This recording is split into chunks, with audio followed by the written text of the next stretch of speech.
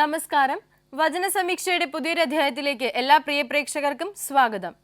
ഇന്നത്തെ വിചിന്തനത്തിനായുള്ള തിരുവചന ഭാഗം യോഹന്നാൻ എഴുതിയ സുവിശേഷം 17-ാം അധ്യായം 3-ാം വാക്യം.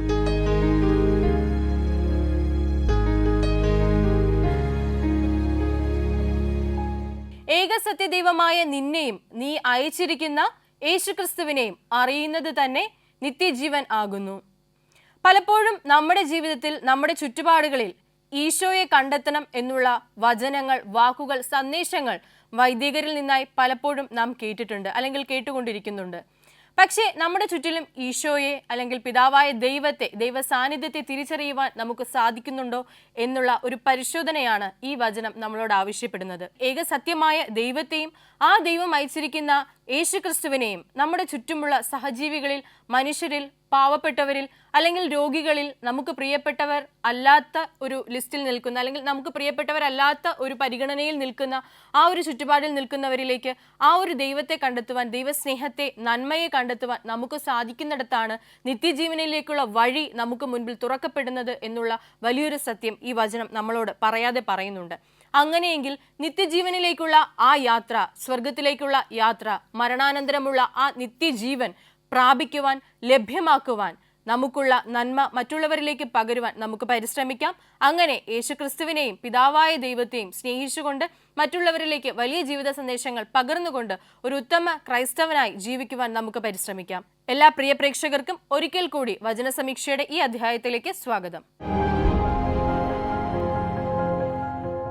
എല്ലാ വിജയങ്ങൾക്കും പൊന്നിന്റെ തിളക്കം ഉണ്ടാകണമെന്നില്ല. എന്നാൽ ചില പരാജയങ്ങൾക്ക്, ചില മനഃപൂർവ്വമുള്ള പരാജയങ്ങൾക്ക് പൊന്നിനേക്കാളേറെ വിലയും ഉണ്ടായിരിക്കും. അങ്ങനെയെങ്കിൽ വിജയത്തിൻ്റെയും പരാജയത്തിൻ്റെയും സാരാംശം ഉൾക്കൊള്ളുന്ന ഒരു കഥയിലേക്ക് നമുക്കിന്ന് കടക്കാം. ഒരു ഗ്രാമത്തിൽ ഒരു ബാലൻ ഉണ്ടായിരുന്നു. അവൻ പങ്കെടുക്കുന്ന എല്ലാ കാര്യങ്ങളിലും ഒന്നാമനാകുക എന്നുള്ള ചിന്തയും. അവൻ്റെ ഉദ്ദേശം അല്ലെങ്കിൽ അവൻ്റെ മുന്നിലെ വിജയം എന്ന വാക്കിന് ഒന്നാമനാകുക എന്നുള്ളതായിരുന്നു അർത്ഥം. അങ്ങനെ അവൻ പഠിച്ച ഇടങ്ങളിൽ, അവൻ വളർന്ന സാഹചര്യങ്ങളിൽ, അവൻ പങ്കെടുത്ത മത്സരങ്ങളിൽ ഒക്കെയും ഒന്നാമനാകുവാൻ അതിയായി പരിശ്രമിക്കുകയും ആ കഠിന പ്രയത്നത്തിലൂടെ ഒന്നാമതെത്തുകയും ചെയ്യുന്ന ആ ബാലൻ തൻ്റെ ജീവിതത്തിലെ പല പാഠങ്ങളും അല്ലെങ്കിൽ ജീവിത സാഹചര്യങ്ങളും സത്യങ്ങളും മറന്നു പോകുന്നു. മൂല്യങ്ങളെ മറക്കുന്ന അവനിലേക്ക് ദൈവം അയക്കുന്ന ഒരു ദൈവദൂതനുണ്ട് സത്യത്തെ തിരിച്ചറിയുവാനായി. അങ്ങനെ ഇരിക്കെ ആ ബാലന്റെ ഗ്രാമത്തിൽ ഒരു ഓട്ടമത്സരം സംഘടിപ്പിക്കുകയാണ്. പല ദേശങ്ങളിൽ നിന്നുള്ള കുട്ടികൾ മാറ്റുരയ്ക്കുന്ന ഒരു വേദി, അതുപോലെ തന്നെ പല ദേശങ്ങളിൽ നിന്നുള്ള വ്യക്തികൾ അത് കാണുവാനായി, അതിൽ പങ്കെടുക്കുവാനായി, അതിനെ പ്രോത്സാഹിപ്പിക്കുവാനായി ആ ഗ്രാമത്തിലേക്ക് എത്തിച്ചേർന്ന ആ നിമിഷം, ആ റേസിംഗ് പോയിന്റിൽ അല്ലെങ്കിൽ ഓട്ടത്തിനുള്ള തുടക്കം നിൽക്കുന്ന ആ ഒരു സ്ഥലത്തേക്ക് ബാക്കിയുള്ള മറ്റുള്ള കുട്ടികളോടൊപ്പം ഈ ബാലനും നിൽക്കുകയാണ്. ഓടിത്തുടങ്ങുവാനുള്ള വിസിൽ അവിടെ മുഴക്കിക്കഴിഞ്ഞു. ഇവൻ മറ്റുള്ളവരോടൊപ്പം ഓടിത്തുടങ്ങുകയും ചെയ്തു. അവൻ ഒന്നാമതെത്തുമോ അതോ അവൻ പരാജയപ്പെട്ടു പോകുമോ എന്നുള്ള വിശേഷത്തിലേക്ക് വരുന്നതിന് മുൻപേ വചന സമീക്ഷയുടെ ഒന്നാമത്തെ കോളറിലേക്ക് നമുക്ക് പോകാം. നമസ്കാരം. വചന സമീക്ഷയിലേക്ക് സ്വാഗതം. ആരാണ്? കോട്ടയം. സാറാമ്മ ആന്റി കോട്ടയത്ത് നിന്ന് വിളിക്കുന്നു അല്ലേ? ഓക്കെ. ആന്റി സുഖമായിട്ടിരിക്കുന്നോ? ഓക്കെ. പിന്നെ കോട്ടയത്ത് എന്തൊക്കെയുണ്ട് വിശേഷം? കോട്ടയത്ത് നല്ല ചൂട്. ഓക്കെ. എല്ലായിടത്തും ചൂടാ. നമ്മുടെ കേരളത്തില് എല്ലായിടത്തും മഴ ലഭിക്കുന്നുണ്ടെങ്കിലും അതിനേക്കാൾ ഇരട്ടിയായിട്ട് ചൂട് അടിച്ചു കയറുക. പക്ഷെ നമുക്കിവിടെ മഴക്കാറുണ്ട്, ഇടിമിന്നലുണ്ട്, മഴ മാത്രമില്ല. Okay okay okay okay okay. മിന്നലുകളെ അയക്കുന്നു വചനം പറഞ്ഞിട്ട് മഴ വരുന്നില്ല. മിന്നലിനെ പിന്തുടർന്ന് മഴ വന്നോളും. ഇനി ഒരു മഴക്കാലത്തേക്കല്ലേ നമ്മൾ പോകുന്നേ.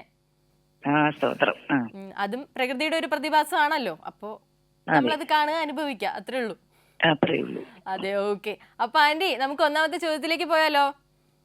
ആയിക്കോട്ടെ മോനെ. ഓക്കെ. അപ്പൊ ആന്റിക്ക് വേണ്ടിയിട്ടുള്ള ഒന്നാമത്തെ ചോദ്യം ഇതാണ്: യെരൂശലേം നിവാസികളുടെ അവസ്ഥ എങ്ങനെയാണ് വർണ്ണിച്ചിരിക്കുന്നത്? അവരുടെ അവസ്ഥ അടി തൊട്ട് മുടി വരെ ഒരു സുഖവും ഇല്ല. മുറിവും ചതവും പഴുത്ത വ്രണവും. അതൊന്നും ഞെക്കി കഴുകിയിട്ടില്ല, ഒന്നും വച്ചു കെട്ടിയിട്ടുമില്ല. എണ്ണ പുരട്ടുകയോ യാതൊരു തരത്തിലുള്ള റെമഡിയും ചെയ്തിട്ടില്ല. Aunty congratulations. എനിക്ക് തന്നെ ശരിക്കും ഭയങ്കര സന്തോഷം തോന്നുന്നു. കാരണം നമ്മൾ ഇപ്പൊ ഞാൻ ആന്റിയോട് ചോദിക്കുന്ന സാധാരണ ചോദ്യത്തിന് ഒരു ഉത്തരം പറയുന്ന പോലെ ഒരു വചനം ഇങ്ങോട്ട് തിരിച്ചു പറയാന്ന് പറഞ്ഞത് നിസ്സാര കാര്യമല്ലല്ലോ. സ്തോത്രം. അപ്പൊ കൺഗ്രാറ്റുലേഷൻസ് ആന്റി, ശരി ഉത്തരമാണ്. താങ്ക് യു മോനെ. ഉത്തരം ഇതാണ്. ഉള്ളങ്കാൽ മുതൽ ഉച്ചി വരെ ഒരു സുഖവുമില്ല. മുറിവും ചതവും ചീഞ്ഞഴുകിയ വ്രണവും മാത്രമേ ഉള്ളൂ. അവ ഞെക്കി കഴുകിയിട്ടില്ല, വച്ചു കെട്ടിയിട്ടില്ല, എണ്ണ പുരട്ടി ശമിപ്പിച്ചിട്ടുമില്ല. അപ്പോ ഇത്രയും എന്തായാലും ഒറ്റ ടേക്കില് പറഞ്ഞെടുത്തല്ലോ, ഒറ്റ ശ്വാസത്തില്. ഓക്കെ, അപ്പൊ നമുക്ക് രണ്ടാമത്തെ ചോദ്യത്തിലേക്ക് പോയാലോ? ആയിക്കോട്ടെ. ഓക്കെ, അപ്പൊ ആന്റിക്ക് വേണ്ടിയിട്ടുള്ള രണ്ടാമത്തെ ചോദ്യം ഇതാണ്. സിയോൻ പുത്രി ശേഷിച്ചിരിക്കുന്നത് ഏതൊക്കെ പോലെയാണ്? മുന്തിരിത്തോട്ടത്തിലെ കുടില് പോലെയും വെള്ളരിത്തോട്ടത്തിലെ മാടം പോലെയും നിരോധിച്ച പട്ടണം പോലെയും ആയിരിക്കുന്നു. സംശയമൊന്നുമില്ല. ഇതൊക്കെ എങ്ങനെ ഓർത്തു വെച്ചിരിക്കുന്നു പറഞ്ഞാൽ കൃപയാൽ, ദൈവകൃപയാൽ. അത്രേ ഉള്ളൂ. ഓക്കെ, അപ്പൊ ഇത് കേട്ടുകൊണ്ടിരിക്കുന്ന എല്ലാ പ്രേക്ഷകരും ദൈവകൃപ ഉണ്ടെങ്കിൽ ശരിക്കും ഇത് വലിയൊരു എന്താ പറയാ അനുഭവമാണ്, സാക്ഷിയാണ്. കാരണം വചനം ചോദിക്കുമ്പോൾ അതേ നാഴികയിൽ അത് നമ്മൾ തൊടുത്തുവിടുന്ന അമ്പ് പോലെ തിരിച്ച് നമുക്ക് കിട്ടുന്ന ഒരു വചനത്തിന്റെ ഉത്തരം നമ്മളെ സന്തോഷിപ്പിക്കുന്നുണ്ട്. ആന്റി കൺഗ്രാറ്റുലേഷൻസ്, ശരി ഉത്തരമാണ്.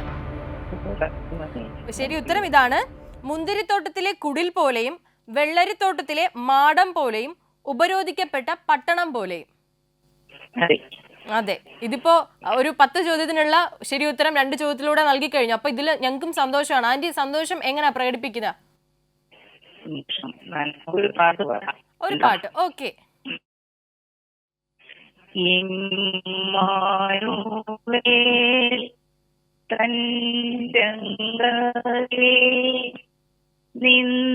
നിന്നൊഴുകും രക്തം പാവത്താറ നീക്കും അതേ മുങ്ങിത്തേർന്നാൽ ആരും പാവത്താറ നീക്കും അതേ മുങ്ങിത്തേർന്നാൽ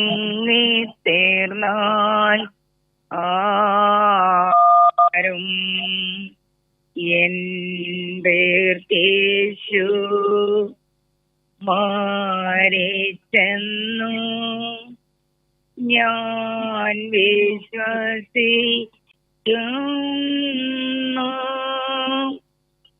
പാപം എന്നെ നിന്നു നീക്കാൻ രക്തം ചിന്തി യേശു. പാപം എന്നെ നിന്നു നീക്കാൻ രക്തം ചിന്തി യേശു. മോനെ, ആന്റി വളരെ നന്നായിട്ട് പാടി. സ്തോത്രം. ഓക്കെ ആന്റി, അപ്പൊ അങ്ങനെ നമുക്ക് മൂന്നാമത്തെ ചോദ്യത്തിലേക്ക് പോയാലോ? മൂന്നാമത്തെ ചോദ്യത്തിലേക്ക് പോകാം. ഓക്കെ, അപ്പം ആന്റിക്ക് വേണ്ടിയിട്ടുള്ള ചോദ്യം ഇതാണ്. സൈന്യങ്ങളുടെ യഹോവ നമുക്ക് വളരെ ചെറിയ ഒരു ശേഷിപ്പ് വച്ചിരുന്നില്ലെങ്കിൽ യെരൂശലേം ആരെ പോലെ ആകുമായിരുന്നു? സോദോമിനെയും ഗോമോറയും പോലത്തെ അവസ്ഥ യെരൂശലേമിനും വരുമായിരുന്നു. ഉറപ്പാണ്. അത്രയും ഉറപ്പോടെ നിസ്സാരമായിട്ട് പറയുമ്പോൾ നമ്മൾ എതിർക്കാൻ ആളല്ലോ. ആന്റി ശരി ഉത്തരം, കൺഗ്രാറ്റുലേഷൻസ്. ഉത്തരം ഇതാണ്. സോദോം പോലെയും ഗൊമോരയ്ക്ക് സദൃശ്യവും. ഓക്കെ, നമുക്ക് നാലാമത്തെ ചോദ്യത്തിലേക്ക് പോവാം. അതും കൂടി ചോദിച്ചാൽ നമ്മുടെ ഇന്നത്തെ ആ 4 ചോദ്യങ്ങളും കഴിയും. ആയിക്കോട്ടെ. ഓക്കെ, അപ്പൊ ചോദ്യം ഇതാണ്. എന്തൊക്കെ അർപ്പിക്കുന്നതാണ് യഹോവയ്ക്ക് മതി വന്നിരിക്കുന്നു എന്ന് പറഞ്ഞത്?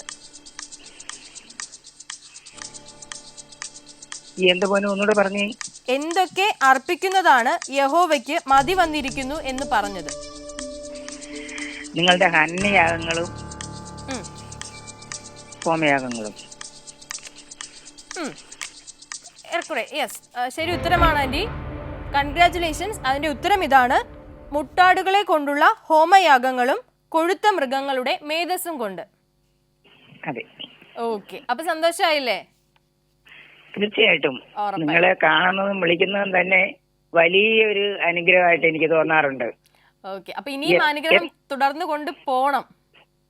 തീർച്ചയായിട്ടും. എനിക്ക് എത്ര ക്ഷീണമാണെങ്കിലും വചന സമീക്ഷയെന്ന് വിളിക്കുമ്പോഴേക്കും 100% പോസിറ്റീവ് എനർജി വന്നു കഴിയും. യാ, നമ്മളും 100% അല്ലെങ്കിൽ 100% എനർജിയോടെ ചോദ്യങ്ങൾ ചോദിക്കാൻ ഒരുങ്ങിക്കഴിഞ്ഞു. താങ്ക് യു മോനെ. ഓക്കെ, എല്ലാവരോടും അന്വേഷണം പറയുക, പ്രാർത്ഥിക്കുക. സന്തോഷം. ഉറപ്പായിട്ടും ആന്റി, ഉറപ്പായിട്ടും പ്രാർത്ഥിക്കാം. തീർച്ചയായിട്ടും. Okay aunty, thank you aunty, thank you so much. Thank you. അപ്പോൾ നമ്മുടെ സാറാമ്മ ആന്റി ആയിരുന്നു കോട്ടയത്ത് നിന്ന് നമ്മളെ വിളിച്ചത്. ആന്റി വളരെ സന്തോഷത്തോടു കൂടി ചില അനുഭവങ്ങളൊക്കെ എന്താ പറയുക, വലിയ സന്ദേശങ്ങളുള്ള, ജീവിത സന്ദേശങ്ങളുള്ള, വളരെ സാരമായിട്ടുള്ള സന്ദേശങ്ങളുള്ള അനുഭവങ്ങൾ കൂടി നമ്മളോട് പങ്കുവച്ചു. അപ്പോൾ തീർച്ചയായിട്ടും ആന്റിക്ക് വേണ്ടിയിട്ട് നമുക്ക് പ്രാർത്ഥിക്കാം. നമുക്ക് നമ്മുടെ കഥയിലേക്ക് മടങ്ങാം. ഓട്ട മത്സരത്തിന് തയ്യാറെടുത്തിരിക്കുന്ന ബാലൻ, അവൻ്റെ ഒപ്പം നിൽക്കുന്ന മറ്റ് പ്രഗത്ഭരായ കുട്ടികൾ. അങ്ങനെ ആ ഓട്ട മത്സരം തുടങ്ങുകയാണ്. വിസിൽ മുഴങ്ങിക്കഴിഞ്ഞു, എല്ലാവരും ഓടി തുടങ്ങി. പലരും വഴിയിൽ വെച്ച് വീണുപോയി, പലരും ഇടറി വീണു, പലരും തളർന്നുപോയി, ക്ഷീണിച്ചുപോയി. പക്ഷേ നമ്മുടെ ഈ ഒരു ബാലൻ, അവൻ്റെ ആ കഠിനാധ്വാനത്തിൻ്റെ ഫലമായിരിക്കാം ഒരുപക്ഷെ അവൻ മുന്നോട്ട് തന്നെ ഓടി ഒന്നാമതെത്തി വിജയിച്ചു. അങ്ങനെ അവൻ വിജയിച്ചപ്പോൾ കൂടി നിന്നിരുന്ന എല്ലാവരും അവനെ കൈയടിച്ച് പ്രോത്സാഹിപ്പിക്കുകയും സന്തോഷിപ്പിക്കുകയും ചെയ്തു. എന്നാൽ ആ കൂട്ടത്തിൽ ഒരു വൃദ്ധൻ ഉണ്ടായിരുന്നു, വളരെയധികം പ്രായമുള്ള ഒരു വൃദ്ധൻ. അയാളാകട്ടെ ഇവനെ കണ്ട് മൗനിയായി നിന്നത് മാത്രമേ ചെയ്തുള്ളൂ. അയാൾ കൈയടിക്കുകയോ ഇവനെ പ്രോത്സാഹിപ്പിക്കുകയോ ഇവൻ്റെ സന്തോഷത്തിൽ പങ്കുചേരുകയോ ചെയ്തില്ല. ഇവൻ അത് കണ്ടുവെങ്കിലും എൻ്റെ സന്തോഷം, എൻ്റെ വിജയം എന്നുള്ള ഒരു ലക്ഷ്യത്തിലേക്ക്, അവൻ്റെ ലോകത്തിലേക്ക് മാത്രം ഒതുങ്ങി അവൻ അഭിമാന പുളകിതനാവുകയാണ് ചെയ്തത്. അങ്ങനെ വീണ്ടും ഇവനോടൊപ്പം മത്സരിക്കുവാൻ ആ ഗ്രാമത്തിലെ യുവാക്കൾ കൂടി മുന്നിലേക്ക് വരികയാണ്. വീണ്ടും യുവാക്കളോടൊപ്പം ഒന്നാമനായ, അല്ലെങ്കിൽ ഈ ഒരു മത്സരത്തിൽ ഒന്നാമനായ ആ ബാലൻ യുവാക്കളോടൊപ്പം ഓട്ട മത്സരത്തിന് തയ്യാറെടുത്ത് വീണ്ടും ആ പോയിന്റിലേക്ക് വന്ന് നിൽക്കുന്നു. വീണ്ടും വിസിൽ മുഴങ്ങുകയാണ് ഓടുവാനായി. ആ യുവാക്കളോടൊപ്പം തീർച്ചയായിട്ടും ഈ ഒരു ബാലൻ ഒരു പക്ഷേ അതിജീവിച്ച് മുന്നോട്ട് പോകണം എന്നില്ല. പക്ഷെ എന്നിരുന്നാലും അവിടെ ഒരു സാധ്യതയുണ്ട്. അവൻ്റെ പരിശ്രമം, അവൻ്റെ ലക്ഷ്യത്തെക്കുറിച്ചുള്ള അവബോധം ഒക്കെയും ഒരുപക്ഷെ അവനെ വിജയത്തിലേക്ക് എത്തിച്ചേക്കാം. അങ്ങനെയെങ്കിൽ അവൻ എന്തായിരിക്കും സംഭവിച്ചിട്ടുണ്ടാവുക? അവിടെയും അവൻ ഒന്നാമതായി കാണുമോ എന്നുള്ള ഒരു ഉത്തരത്തിലേക്ക് വരുന്നതിന് മുൻപേ നമ്മുടെ വചന സമീക്ഷയുടെ രണ്ടാമത്തെ കോളറിലേക്ക് നമുക്ക് പോകാം. നമസ്കാരം, വചന സമീക്ഷയിലേക്ക് സ്വാഗതം. ആരാണ്? ഞാൻ കോട്ടയം പാമ്പാടിയിലുള്ള എലിയാമ്മോറിയാണ്. കോട്ടയം പാമ്പാടി, അവിടെ നിന്ന് ഏലിയാമ്മ ആന്റി ആണല്ലേ? ആന്റി സുഖമായിട്ടിരിക്കുന്നോ? മഴയൊക്കെയാണ്, എന്നാലും ചൂടല്ലേ? എല്ലാരും വിളിക്കുമ്പോ ചൂടൊക്കെയാന്നാ പറയുന്നത്. കേരളത്തിൽ മുഴുവൻ അങ്ങനെ ചൂടല്ല, ചുമ. ഓക്കെ ഓക്കെ, ആരോഗ്യ പ്രശ്നങ്ങളല്ലേ? ഓക്കെ ഓക്കെ, സാറില്ല. ആന്റി, വീട്ടിലെല്ലാരും സുഖമായിട്ടിരിക്കുന്നു? സുഖമായിട്ടിരിക്കുന്നു. ഓക്കെ, അപ്പോ നമ്മുടെ വചന സമീക്ഷയിലേക്ക് വിളിച്ചതിന് വളരെയധികം സ്നേഹം, നന്ദിയൊക്കെ അറിയിക്കാണ്. ആന്റി, വചന സമീക്ഷ എല്ലാ ദിവസവും കാണാറുണ്ടോ മുടങ്ങാതെ? ഉണ്ട്. അപ്പൊ അതില് എന്താ ഈ ഓക്കെ ഓക്കെ ഓക്കെ, അപ്പൊ അതിലൂടെ ഈ വചനം അല്ലെങ്കിൽ വചന സുവിശേഷ പ്രഘോഷണമൊക്കെ നടത്തുന്നതും വലിയൊരു അനുഭവമായിട്ട് തോന്നിയിട്ടില്ലേ? രാത്രിയില് നല്ല പാട്ടുണ്ട്, അതിനകത്ത് നല്ല ക്രിസ്ത്യ പാട്ടുണ്ട്, അതൊക്കെ കേൾക്കാറുണ്ട്. ഓക്കെ, അപ്പൊ ആന്റി പാട്ട് കേൾക്കാറുണ്ട്, പാട്ട് പാടാറുണ്ടോ? പഴയ പാട്ടൊക്കെ ഇങ്ങനെ കുറച്ചൊക്കെ. ഓക്കെ ഓക്കെ ഓക്കെ, അപ്പൊ നമുക്ക് എന്തായാലും നമ്മുടെ ഒന്നാമത്തെ ചോദ്യത്തിലേക്ക് പോകാം.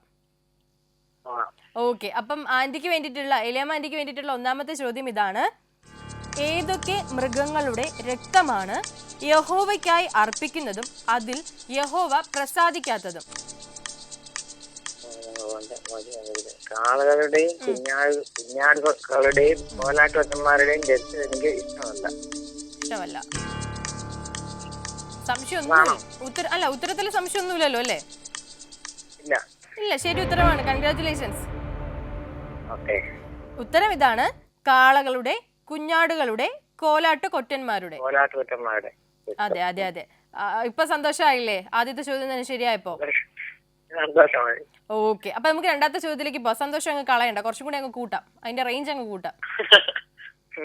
ഓക്കെ, അപ്പൊ രണ്ടാമത്തെ ചോദ്യം ഇതാണ്: എങ്ങനെയുള്ള കാഴ്ചകളാണ് അവർ യഹോവയ്ക്കായി കൊണ്ടുവന്നിരുന്നത്? വ്യക്തമായുള്ള കാഴ്ച. ശരി ഉത്തരമാണ് ആന്റി, കൺഗ്രാറ്റുലേഷൻസ്. ഉത്തരം ഇതാണ്: വ്യർത്ഥമായ കാഴ്ചകൾ. ഓക്കെ, ആമീൻ. ഓക്കെ ആന്റി, പാട്ടൊക്കെ പാടാറുണ്ടല്ലോ അല്ലേ? രണ്ടുപേരും നമുക്ക് വേണ്ടിട്ടൊന്ന് പാടാവോ?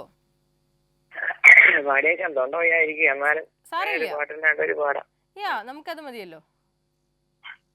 എനിക്കായി കരുതാമെന്നൊരച്ചവനെ, എനിക്കൊട്ടും ഭയമില്ല നീനെത്തിടുമ്പോൾ. എനിക്കായി കരുതുവാനികത്തിലില്ലേ എന്നും. ചുമത്തുന്നൻ ഭാരമല്ല നിന്റെ ചുമലിൽ. എനിക്കായി കരുതുവാനികത്തിലില്ലേ എന്നും. ചുമത്തുന്നൻ ഭാരമല്ല നിന്റെ ചുമലിൽ. കാക്കകളെ നോക്കിടുവൻ വിതയ്ക്കുന്നില്ല.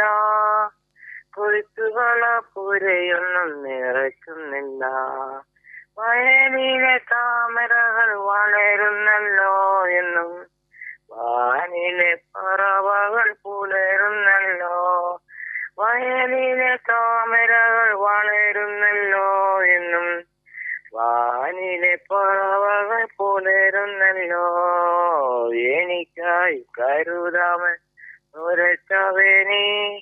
എനിക്കൊട്ടും ഭയമില്ല നീനെത്തിടുമ്പോൾ. എനിക്കായി കരുതുവാനികത്തിലില്ലേ എന്നും. ചുമത്തുന്നൻ ഭാരമെല്ലാം നിന്റെ ചുമലേ. സ്തോത്രം. ആന്റി വളരെ നന്നായിട്ട് പാടി. ഇതിപ്പോ തൊണ്ടയ്ക്ക് പ്രശ്നമുണ്ട്, എനിക്ക് തൊണ്ടയ്ക്ക് കവം കെട്ടിയിരിപ്പുണ്ട്. തൊണ്ടയ്ക്ക് കവം കെട്ടിയിരിക്കുക, അതുകൊണ്ട് പാടാൻ ബുദ്ധിമുട്ടുണ്ട്. സാരമില്ല. പക്ഷെ എന്നാലും പറഞ്ഞപ്പോ പെട്ടെന്ന് നമ്മുടെ പ്രേക്ഷകർക്ക് വേണ്ടിയിട്ട്, വചന സമീക്ഷയ്ക്ക് വേണ്ടിയിട്ട് പാടിയതിന് നന്ദി കേട്ടോ. ഓക്കെ, അതേ സന്തോഷത്തോടെ നമുക്ക് മൂന്നാമത്തെ ചോദ്യത്തിലേക്ക് പോകാം. ചോദ്യം ഇതാണ്: അമാവാസിയും ശബ്ബത്തും സഭായോഗം കൂടുന്നതും അനീതിയും ഉത്സവയോഗങ്ങളും യഹോവയിൽ ഉണ്ടാക്കുന്നത് എന്താണ്? സഹിച്ചുകൂടാ. നിങ്ങളുടെ അമാവാസിയുടെ വിഷമങ്ങൾ ഞാൻ വെറുക്കുന്നു. അസഹ്യമാണെന്നോ? അസഹ്യം. അസഹ്യത. ഓക്കെ, അതിലൊരു 3 വാക്കുകളുണ്ട്. യഹോവയിൽ ഉണ്ടാക്കുന്ന 3 വാക്കുകൾ, 3 ഇമോഷൻസ്. സഹിച്ചുകൂടാ, ഒന്ന് സഹിച്ചുകൂടാ, വെറുക്കുന്നു, അസഹ്യം. ഓക്കെ, ഏറെക്കുറെ ഒരു 80% 90% ശരി ഉത്തരമാണ്. കൺഗ്രാറ്റുലേഷൻസ്. ശരിയാണ് ആന്റി. അപ്പം അതിന്റെ ശരിയായ ഉത്തരം ഇതാണ്: വെറുപ്പ്, അസഹ്യത, മടുപ്പ്. ഇപ്പൊ കുറച്ചുകൂടി ഒരു ക്ലാരിറ്റി വന്നില്ലേ?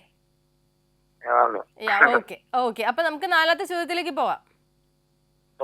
ഓക്കെ, ചോദ്യം ഇതാണ്: നിങ്ങൾ എത്രയധികം പ്രാർത്ഥനകൾ നടത്തിയാലും യഹോവ കേൾക്കുകയില്ല എന്ന് പറഞ്ഞത് എന്തുകൊണ്ടാണ്?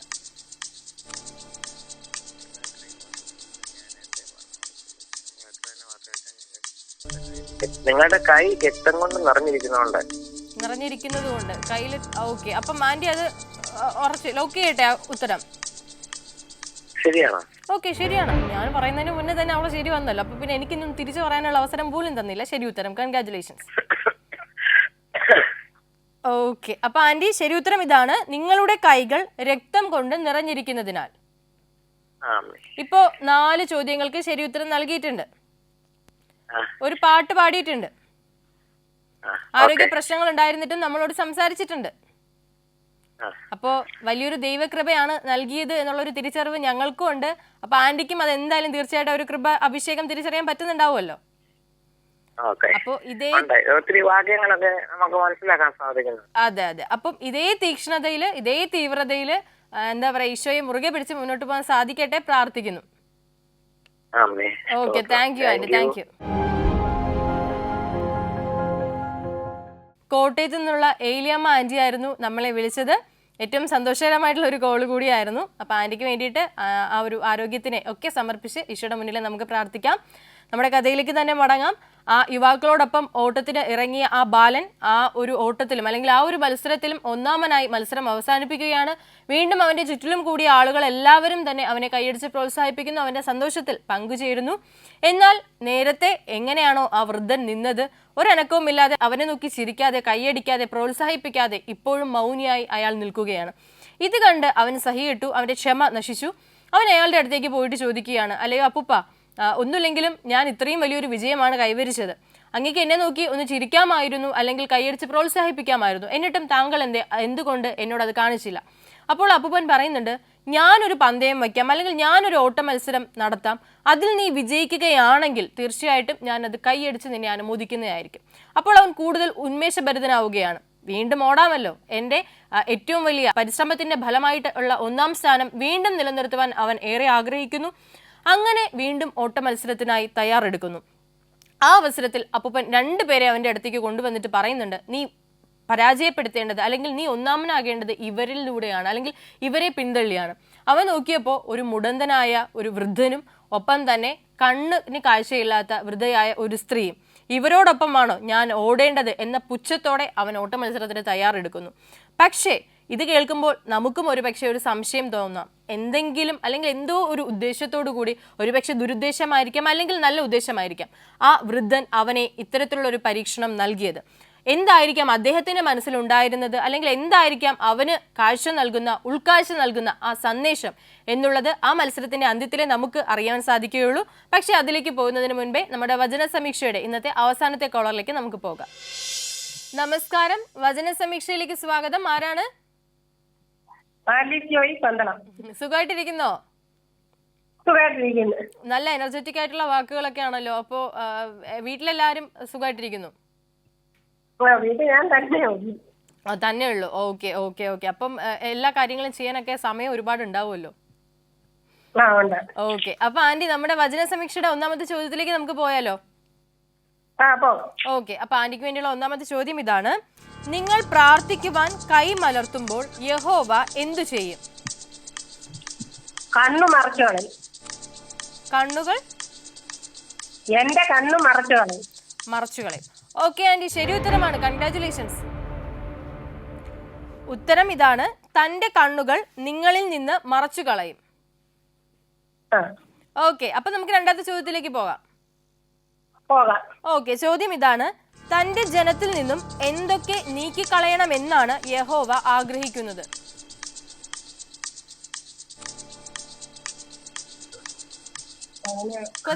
ക്വസ്റ്റ്യൻ ക്ലിയർ അല്ലേ ആന്റി? പറഞ്ഞോളൂ.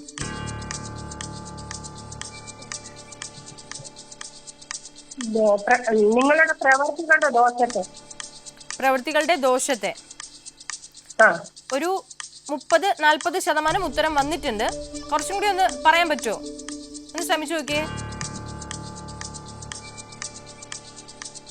നിങ്ങളെ കഴിവ് വെടുപ്പാക്കുന്നത് നിങ്ങളുടെ പ്രവൃത്തികളുടെ ദോഷത്തെ എന്റെ കണ്ണിൽ നിന്ന് നീക്കിക്കളയും. ഓക്കെ. ഇപ്പഴേ ശരിയായേ. ഇപ്പഴേ എനിക്ക് കൺഗ്രാറ്റുലേഷൻസ് ഒക്കെ പറഞ്ഞ് അഭിനന്ദിക്കാൻ പറ്റുള്ളൂ. ഇപ്പൊ ശരി ഉത്തരമായി. ഉത്തരം ഇതാണ്: രക്തം കൊണ്ട് നിറഞ്ഞ കൈകൾ കഴുകി വെടുപ്പാക്കണം, നിങ്ങളുടെ പ്രവൃത്തികളുടെ ദോഷം കൺമുൻപിൽ നിന്ന് നീക്കിക്കളയണം, തിന്മ ചെയ്യുന്നത് മതിയാക്കണം. ഓക്കെ. അപ്പൊ നമുക്ക് മൂന്നാമത്തെ ചോദ്യത്തിലേക്ക് പോവാം. ഓക്കെ. ചോദ്യം ഇതാണ്: എന്ത് അത്ഭുതകരമായ വാഗ്ദാനങ്ങളാണ് യഹോവ അവർക്ക് നൽകിയത്?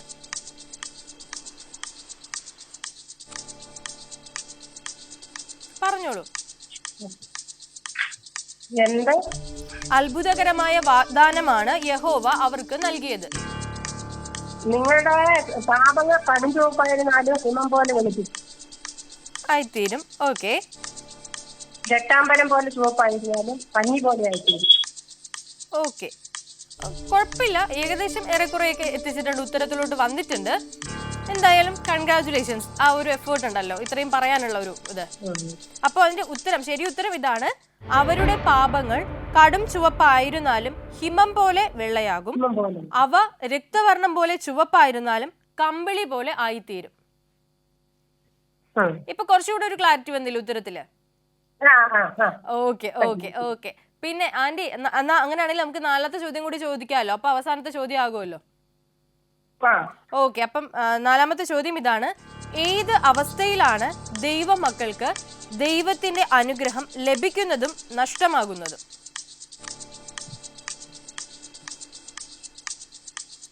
എപ്പോഴൊക്കെയാ ദൈവത്തിന്റെ അല്ലെങ്കിൽ ദൈവമക്കൾക്ക് ദൈവത്തിന്റെ അനുഗ്രഹം ലഭിക്കുന്നതും നഷ്ടമാകുന്നതും? മത്സരിച്ചാൽ അത് ഇരയായി തീരും. ക്വസ്റ്റ്യൻ ആന്റി ഒന്ന് വ്യക്തമായിട്ടൊന്ന് കേൾക്കണേ. ഏത് അവസ്ഥയിലാണ് ദൈവമക്കൾക്ക് ദൈവത്തിന്റെ അനുഗ്രഹം ലഭിക്കുന്നതും നഷ്ടമാകുന്നതും? സന്മനത്തോടെ അനുസരിക്കുന്നുവെങ്കിൽ ദേശത്തിലെ നന്മ അനുഭവിക്കും. ഓക്കെ.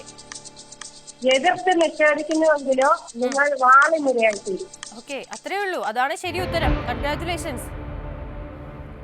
ഉത്തരം ഇതാണ്: സന്മനസ്സോടെ അനുസരിക്കുമ്പോഴും എതിർത്ത് നിഷേധിക്കുമ്പോഴും.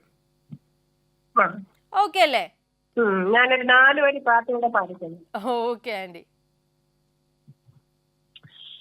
കാത്തു നിൽക്കുമേ ഞാൻ യേശുവേ നിന്നാളെ ഞാൻ നിൻവരവിൽ ആദ്യമോർത്താൽ ആനന്ദം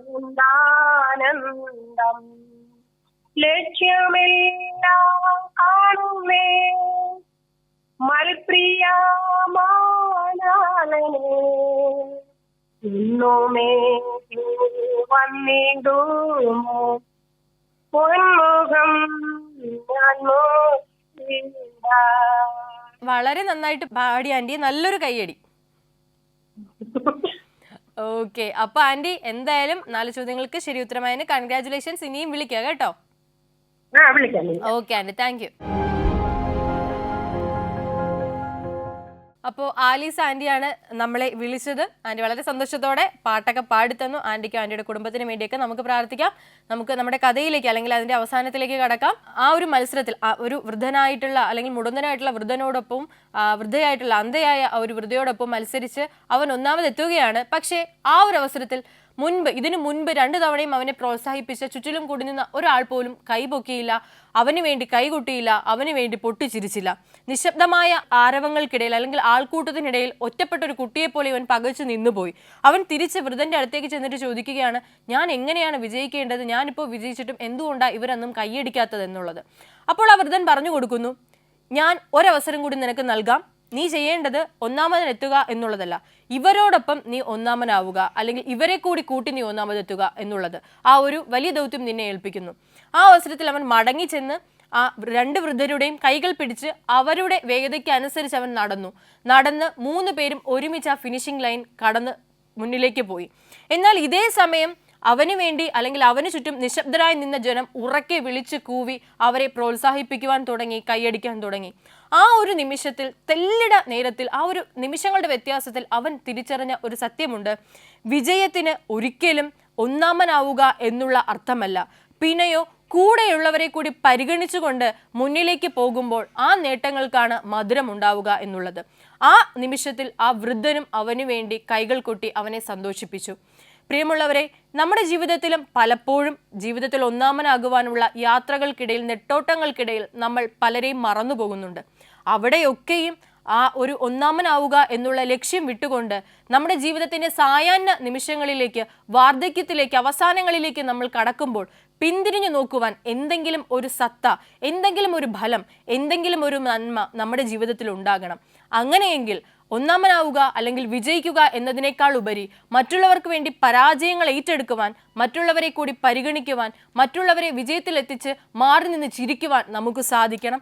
അത്തരത്തിൽ നല്ല സന്ദേശങ്ങൾ പകരുന്ന ജീവിതങ്ങൾക്ക് ഉടമയായി, ജീവനുകൾക്ക് ഉടമയായി ഞാനും നിങ്ങളും, നമ്മൾ ഓരോരുത്തരും മാറട്ടെ. അതിന് ദൈവം നമ്മെ അനുഗ്രഹിക്കട്ടെ. വചന സമീക്ഷയുടെ ഇന്നത്തെ അധ്യായം ഇവിടെ പൂർണ്ണമാകുന്നു. നന്ദി, നമസ്കാരം.